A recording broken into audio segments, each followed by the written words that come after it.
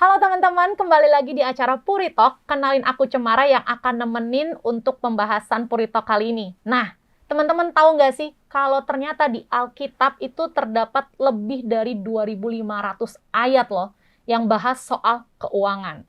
Berarti sebegitu concernnya Tuhan mau anak-anaknya itu lebih peduli ya soal keuangan, lebih cerdas untuk kelola keuangan. Tanpa kita lama-lama lagi, di sebelah aku ada teman kita yang pastinya berpengalaman di bidang ini untuk bahas soal keuangan. Silakan kau perkenalkan dirinya kok.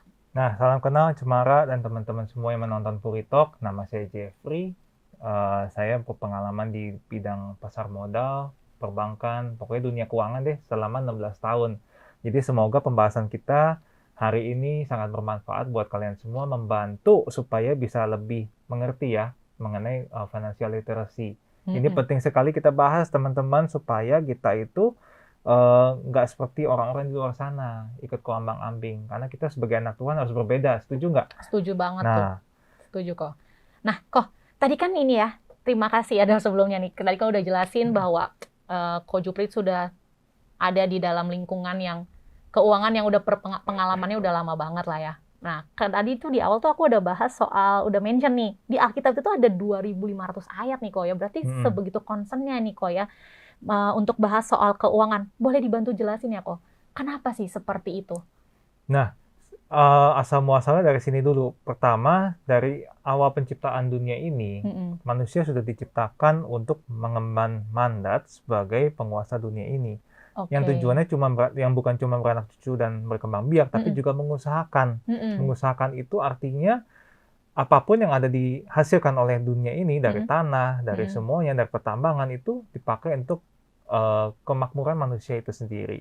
Cuma kan yang kejadian sekarang adalah timpang ya, yang kaya sekali, miskin sekali. Artinya tidak ada penyebaran kekayaan yang rata. Nah, itu yang sebenarnya salah. Yang anak Tuhan harusnya ngerti bahwa kita harus kembali ke rancangan semua, yaitu kita tidak boleh seperti itu. Kita harus mengerti bagaimana kita bisa menghasilkan uang yang benar dan menyalurkannya untuk kesejahteraan bersama. Dan yang selanjutnya adalah Tuhan itu punya prinsip banyak sekali di dalam Alkitab, teman-teman. Untuk kita melihat sisi keuangan itu seperti apa. Nah, coba ya kita bahas sedikit-sedikit ya. Saya kasih lihat nih beberapa ayat, bagian dari 2.500 ayat yang tadi Cemara mention, bahwa ini semua itu Tuhan sangat concern sekali. Yang pertama adalah kita mesti tahu dulu, prinsip pertama adalah Tuhan itu sumber keuangan. Ya, maksudnya adalah Tuhan sebagai sumber, Bapa itu kan sebagai source. Ya, kita udah lihat nih selama pandemi ini, banyak yang tadinya sudah gagah-gagahan, punya toko, punya segala macam, tiba-tiba tumbang semua. Ya, karena seketika PPKM, seketika orang banyak yang sakit, nggak bisa produksi dengan maksimal. Dari sini aja kita lihat bahwa semua itu nothing. Kalau Tuhan itu tidak berencana, tidak berperkara dalam hidup kita. Ya, Tuhan bilang di Ulangan 8 ayat 18 jelas bahwa Tuhanlah yang memberikan kepadamu kekuatan untuk memperoleh kekayaan. Artinya tanpa kekuatan dari Tuhan kita tidak akan memperoleh kekayaan. Sebagaimanapun kita pintar, kita rajin, kalau Tuhan tidak memberikan blessings, tidak memberikan favor, Tuhan yang tidak, itu nggak akan kejadian, teman-teman. Prinsip kedua adalah, ini saya bahas lagi nih ya. Prinsip kedua adalah menghormati Tuhan sebagai yang pertama dalam keuangan kita. Jadi Tuhan itu sampai bilang di Amsal 3 ya, terutama ayat 9 sampai 10, muliakanlah Tuhan dengan hartamu. Dengan hasil pertama dari penghasilanmu, maka lumbung-lumbungmu akan diisi penuh sampai melimpah-limpah dan bejana pemerahanmu akan meluap dengan air. Ini bukan berbicara mengenai prinsip perpuluhan dan lain-lain, tapi Tuhan mau kita, sebelum kita spend apa yang Tuhan berikan kepada kita, kita ingat muliakan Tuhan. Ya, kenapa? Karena Tuhanlah yang prinsip pertama tadi, Tuhanlah yang memberikan. Ini bukan hasil kerja kita semata-mata. Yes, kita bekerja, tapi Tuhan yang memberikan. Ya. Jadi kita mau pintar, mau bekerja pun kalau Tuhan nggak kasih, ya percuma juga. Ya. Maka itu kita muliakanlah Tuhan, kita honor God with our money minimum ya. Yang ketiga adalah Tuhan kasih prinsip di Amsal lagi. Teman-teman baca Amsal banyak banget, itu justru semua di situ mengenai keuangan. Amsal 21 ayat 20 ya. Tuhan bilang harta yang indah dan minyak ada di kediaman orang bijak. Tapi orang yang bebal memboroskannya. Tuh. Tuhan memerintahkan kita untuk menyimpan uang atau harta kita. Ya. Kenapa? Karena akan ada hari-hari buruk yang tidak sesuai rencana kita. Akan ada masa depan yang perlu kita siapkan.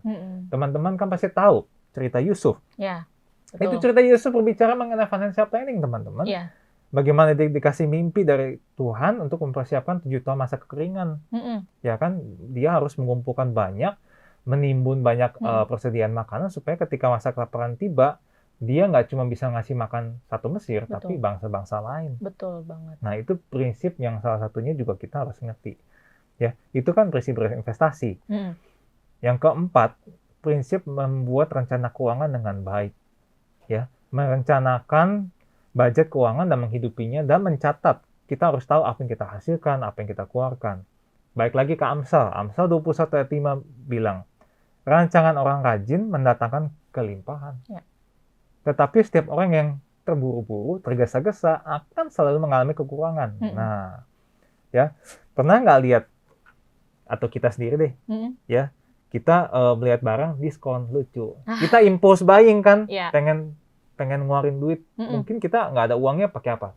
Credit card. Yang worst case adalah pakai pinjol, itu yang berbahaya. Nah, itu yang harus kita hindari ya, karena mengeluarkan uang tanpa perencanaan pasti akan bikin kita mengalami kekurangannya. Jadi caranya gimana ya? Satu persatu, budgeting, harus bikin financial planning. Ya, tuh. Lalu prinsip kelima, hindari berhutang. Oke, betul. Prinsip di Alkitab memang tidak bilang berhutang itu berdosa, tapi di Alkitab Tuhan mengatakan berhutang adalah hal yang tidak baik dan bodoh. Ya, Amsal 22 ayat 7, orang yang kaya menguasai orang miskin. Yang berhutang menjadi budak dari yang menghutangi. Teman-teman, hutang itu ada hutang konsumtif, ada hutang yang produktif. Tentu kita nggak bahas secara detail di sini ya. Tapi kalau hutang kita masuk ke dalam kategori yang konsumtif, itu yang harus kita waspadai. Karena hutang yang konsumtif itu tidak akan menghasilkan apa-apa dan justru menjadi jerat supaya kita nanti bisa berhutang di tempat yang lain untuk menutupi hutang yang lama. Itu yang sering kejadian, nggak cuma di anak-anak Tuhan, tapi di luar sana juga, gitu ya. Prinsip keenam yang Tuhan ajarkan adalah ketika kita memberikan tadi hasil penghasilan kita yang tadi di prinsip kedua, kalau saudara masih catat ya, itu harus memberi dengan murah hati dan penuh sukacita. Gitu. Karena ketika kita memberikan memuliakan Tuhan dengan uang, itu tuh harus dijalani dengan ya penuh ucapan syukur, dengan kesadaran penuh bahwa ini semua Tuhan yang sudah berikan. Jadi kalau kitanya bersungut-sungut, kita memberikan uang kita buat orang lain, buat Tuhan, buat gereja, tapi ogah-ogahan, ya Tuhan juga lihat ini nggak layak gitu ya. Nggak dipercaya, betul. Dan prinsip yang terakhir adalah, ini yang orang juga susah. Menikmati dan mensyukuri apa yang kita miliki. Ya, Pastor Dio di khotbah yang minggu lalu pernah mention bahwa ya, contentment itu atau merasa cukup itu penting. Karena justru masalah orang kaya adalah tidak bisa bersyukur, tetap mencari kekayaan terus. Padahal firman Tuhan bilang, hai orang bodoh, untuk apa kamu kumpulkan kekayaan ini? Karena pada malam ini juga akan diambil daripadamu nyawamu. Untuk siapakah kamu simpan itu semua? Ya. Kita harus nikmatin juga ya, Ko ya. Betul. Tapi dengan bijak. Karena menikmati kekayaan itu, menikmati uang yang kita punya pun, itu sebuah karunia, kasih karunia ya. Terakhir di Pengkhotbah 5 ayat 18. Setiap orang yang dikarunia Allah kekayaan untuk menerima bahagianya dan juga menerima karunia untuk bersukacita. Semuanya itu karunia Allah. Gitu. Nah, jadi dari prinsip-prinsip itu kita tahu ya, Tuhan itu begitu concern, Tuhan tuh kasih guidance banyak sekali. Khususnya nanti berinvestasi juga Tuhan ngomong melalui Raja Salomo. Ya, karena Raja Salomo kan sangat bijaksana ya, wisdomnya sangat luar biasa, dan Tuhan banyak menyalurkan wisdom ilahi melalui dia. Gitu loh. Setuju banget ya, Ko. Berarti nih, tadi Ko Jupri udah panjang banget, udah jelas menjelaskan mengenai fundamental ya. Kenapa secara Alkitab, kenapa kita itu sebagai anak-anak Tuhan, orang-orang Kristen, perlu memperhatikan yang namanya keuangan. Sebegitu concernnya juga Tuhan mau kita tuh anak-anaknya itu juga pintar ya kelola keuangan ya kok ya. Tadi kan ada dijelaskan bahwa karena Tuhan itu sumber. Tuhan itu juga yang memberikan kita. Kenapa ketika kita dipercaya Tuhan, kita juga diberikan hikmat untuk bisa mengelolanya. Betul. Tuhan udah kasih penuntun-penuntunnya kok ya. Betul. Nah, tadi tuh secara fundamental sudah dijelaskan kok. Boleh nggak sih kok dijelaskan secara praktikalnya? Gimana sih financial planning yang baik dan benar itu seperti apa? Dan ada nggak sih rumusnya tuh buat kita tuh alokasiin budget pemasukan sama pengeluaran kita tuh kok? Nah, secara praktikal tentu yang pertama dari penghasilan adalah ya kita mengembalikan yang milik Tuhan. Yang kedua adalah setiap expenses harus kita keluarkan dahulu. Hutang harus selalu menjadi prioritas pertama untuk kita lunasi. Karena kalau kita mau melakukan financial planning dengan adanya hutang itu akan sulit. Jadi usahakan ya tadi, makanya prinsip tadi yang saya sebut, jangan berhutang kalau bisa.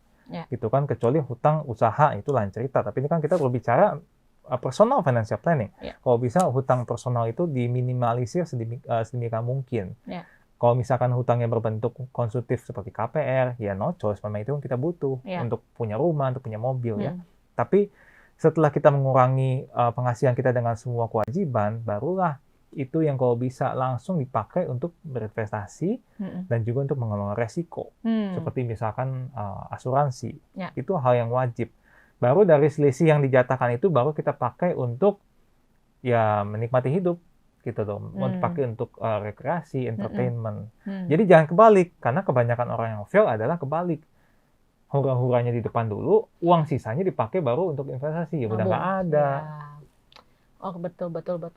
Tadi udah jelaskan tuh, itu rumusnya ya kok ya? Ya, secara presentasi tiap orang kan beda-beda. Pasti kenapa? Karena kan tergantung season dari hidupnya ya. Ada yang masih single, ada yang punya anak baru 1, ada yang punya anak bisa 3, 4. Tapi ada juga yang mungkin anaknya sudah besar semua, dia tinggal menunggu masa pensiun. Jadi tujuan keuangannya akan beda-beda. Tapi pada prinsipnya sama.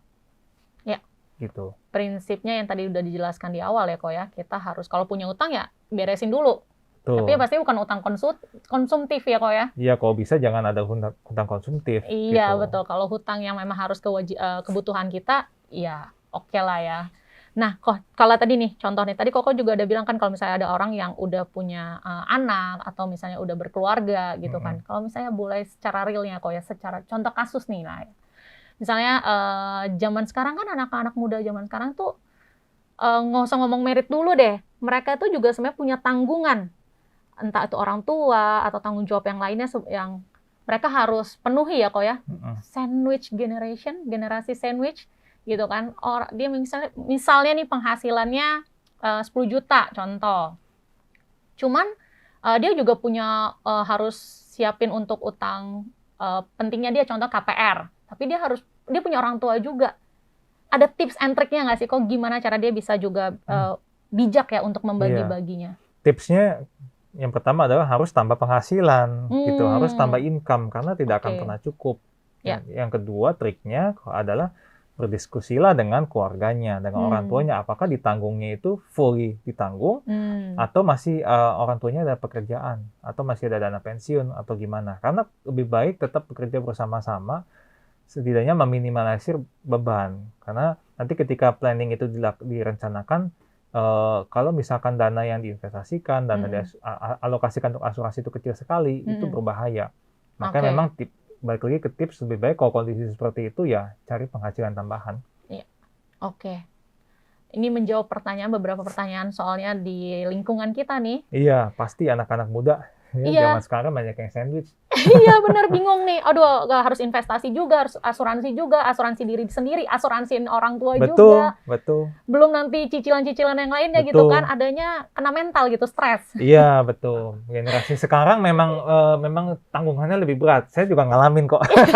Ya, zaman sekarang memang makanya anak-anak muda itu harus diberikan kepercayaan dengan akses informasi yang lebih luas, tentu tanggung jawabnya juga besar. Ya, ini salah satunya sih menurut saya. Kita diberikan tanggungan orang tua atau kita menjadi sandwich itu jangan disesali karena toh itu perintah Tuhan juga yang memberi makan, harus hormati ibumu gitu kan. kita harus menghidupi mereka juga. Jadi kalau kita dengan serius dan kita dengan sukarela dan dengan kegembiraan hati kita take care orang tua, pasti berkat Tuhan ada. Ya, Tuhan bukakan. Betul, ya. Yang penting kita juga mesti ngerti, kitanya disiplin, kitanya kerja keras, pasti berkat Tuhan ada. Iya, betul. Yang penting ketika kita menjalankan nanti planning kita dan lain-lain itu harus benar juga. Betul. Seringkali yang bikin salah adalah ya diri kita sendiri sih, nanti kegoda ini, kegoda itu. Nah, gitu. benar banget kok. Balik lagi. Tadi kan di awal tuh Ko Jupri udah bilang bahwa Tuhan itu tuh sumber. Bapak itu sumber. Jadi dia tahu bahwa oke nih, si A, dia harus menanggung keluarganya dia, bahkan diri dia sendiri. Ya jangan takut. Betul, Tuhan pasti sediakan. Tuhan pasti sediakan, tapi jangan excuse ya. Betul, jangan excuse. Jangan alasan gitu, aduh gimana nih nggak bisa nabung nih, alasan gitu, nggak bisa makan enak, nggak bisa nonton, jalan-jalan, bla bla bla gitu. Betul. Kan. Cuman ya balik lagi nih, nah kita juga kadang suka boncos nih kok. Kadang nih, kalau kita lihat, aduh kayaknya barang lucu nih. Kayaknya butuh self-healing nih, kan? Butuh liburan nih. Self-reward, teman-teman. Self-reward. Bahasa anak muda di TikTok zaman sekarang. Iya, ada self-reward juga kan. Udahlah, gue udah kerja nih kan. Udah orang tua, nanggung orang tua, capek gitu kan. Mental juga break kan gitu kan. Banyak banget nih pandemi-pandemi sekarang. Ini nih masa-masa ini kompleks banget nih masalahnya kok. Cuman balik lagi ke financial planning. Gimana caranya kita itu bisa punya pengenalan diri yang baik gitu. Supaya kita tuh ya udahlah, nggak boncos sana sini yang kelihatannya lucu, kelihatannya ingin dibutuh-butuhkan aja, kelihatannya butuh padahal sebenarnya ingin. Gimana tips and trick dari Ko Jupri? Mungkin saya bisa ceritain ya tips yang saya ngalami sendiri ketika awal-awal kehidupan, ketika masih muda sekali dulu. Sekarang juga masih muda sih. Ya, amin. Ketika masih dulu sekali belajar, cara kita paling gampang adalah dengan membuat kita melihat selalu kita punya perencanaan. Jadi kalau mungkin paling gampang ya di wallpaper handphone taruh aja kita punya planning. Oh, benar juga. Di layar komputer, tiap kali buka komputer kantor, komputer rumah, taruh aja nih kita punya planning. Kita bikin post-it apa gimana. Jadi kita tahu, kita tuh punya target. Jangan sampai kita miss gitu loh. Paling gampang misalkan buka handphone, mau bayar pakai QR, mau beli kopi gitu ya. Mau beli kopi, tiba-tiba aduh nggak jadi deh. Nah itu juga salah satu metode pengendalian diri loh. Iya, betul. Di satu sisi kita juga menghemat banyak, tapi kita juga menjaga kesehatan kan dengan kita nggak minum kopi berlebihan gitu. Iya, betul. Berarti itu ya tipsnya ya. Jadi jangan bingung, jangan alasan bahwa aduh nggak bisa ya, mau pakai wallpaper juga, mau taruh di post-it juga, tapi kalau misalnya tidak punya pengendalian dari diri sendiri juga. Ya. Boncos juga. Itu tips dari Ko Jupri aja buat guide kita aja gitu ya Ko ya. Iya. Nah, tadi ini menarik nih Ko. Tadi kita udah bahas soal financial planning yang baik dan benar. Jadi kalau Tuhan kasih uang ke kita titip, satu kita kelola tapi kita nggak salurkan, salah. Gitu. Mungkin dari beberapa juta orang ada 1-2 yang berhasil. Nah tapi yang lain kan belum tentu sama. Uang bisa dicari dan uang itu berkat Tuhan pasti ada terus buat kita.